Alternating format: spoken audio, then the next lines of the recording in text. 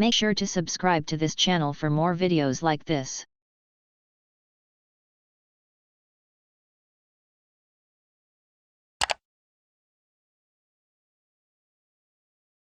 By the way, let me be clear. Nova to you is Alabama to me. Exactly. His Big Five, we're all good. Stop winning. I don't like it. Moss Hoops, because we're going to actually, Kevin, take you right up to Oklahoma, Kansas. Big 12 tournament game that's now on ESPN at 6:30 Eastern, and that's because of the biggest story in college hoops today. By the way, it's velvet, if you're wondering. After a roller coaster regular season, the ride for Duke has come to a complete stop, short of the NCAA tournament after a positive COVID test knocked them out of today's ACC viewing, though. Yeah. And Nova really misses Colin Gillespie, so we'll see how that plays out next week with the tournament. Just past the top of the hour on this busy edition of SportsCenter. Much more college hoops to get to, but we'll also have two significant updates here on Deshaun Watson and Russell Wilson. And Kevin, we're going to also chronicle the difficult season for Coach K and Duke now that it's abruptly over, but we're going to start with the latest on Meyer. And how did this all transpire with Duke over just the last 24 hours and just after that encouraging win over Louisville? Yeah, Elle, it's been a difficult 24 hours for the Duke basketball program. Upon beating Louisville last night in Greensboro, they returned to Durham, where they've been staying while playing. Coming together right now, or in a good position to go on a run here in Greensboro and potentially play their way into the NCAA tournament. And Coach Krzyzewski had to tell his team over Zoom this morning that their season is over. And now those players, Elle, who have been living in a hotel for this entire season, have to quarantine 10 more days in the hotel by themselves without basketball. So it's just a difficult day all around for those players after what's been a very up and down season, as you mentioned. Yeah, we heard Coach K said that, like, record aside, he just really is very proud of this team because they have asked more of these kids than they've ever asked of any kids prior to this year in the program. Allison Williams joining us here with the latest on Duke's season now over.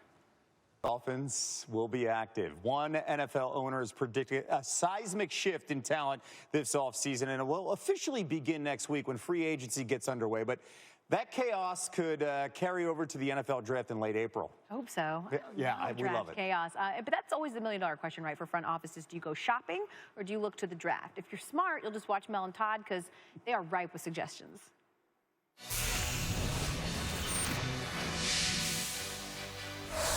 Our NFL draft debate continues with Mel Kiper Jr. and Todd McShay.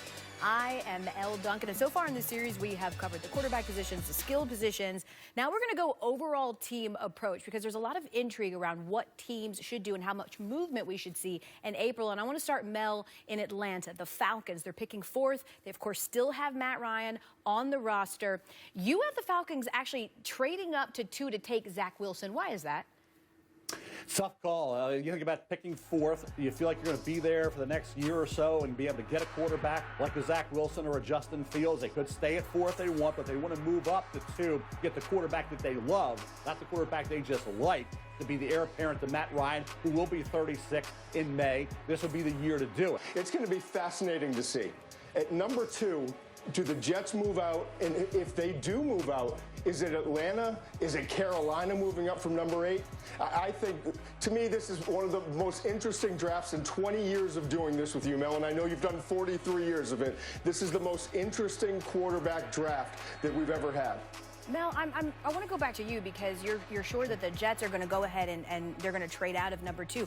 Are they that confident in Sam Darnold that he possesses more than what they're currently seeing available in the draft? Well, I like what I've seen, Elle, with Sam Darnold, despite having nothing around him. So I think if you're Joe Douglas, the GM of the New York Jets, you're saying, okay, am I going to be rather safe than sorry? The key here for me, Elle and Todd, is if you draft Zach Wilson, you lose out on Kyle Pitts, tight end Florida, and the Alabama receiver DeVonta Smith and the LSU receiver Jamar Chase. Carson Wentz has been traded to the Indianapolis Colts. Respect will be put on his name this season. Frank Reich brought out the best in him. I'm willing to go so far as to say they won this trade. Should Philly go ahead and take a QB at number 6, or should they build around Hurts and get him some much-needed help? I would get help at this point in time, but I think this is a rebuild. I really do. I don't think Jalen Hurts is the long-term answer. I really don't think that he's going to lead you to a Super Bowl.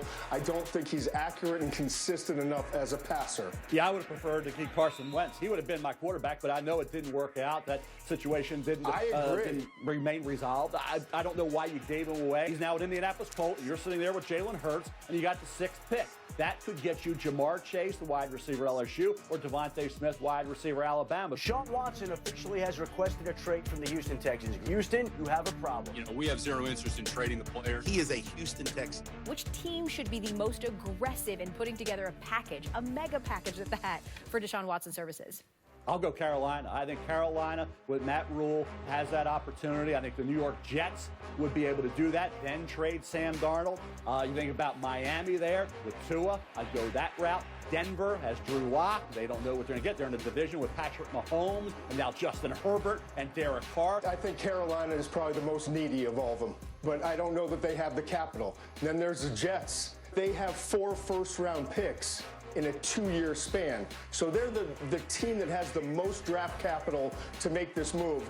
But I don't think it's going to happen. And a team I can't figure out, guys, I cannot figure out the Chicago Bears. I don't know what the heck they're going to do at quarterback. They evidently have no interest in Carson Wentz. They're picking at 20.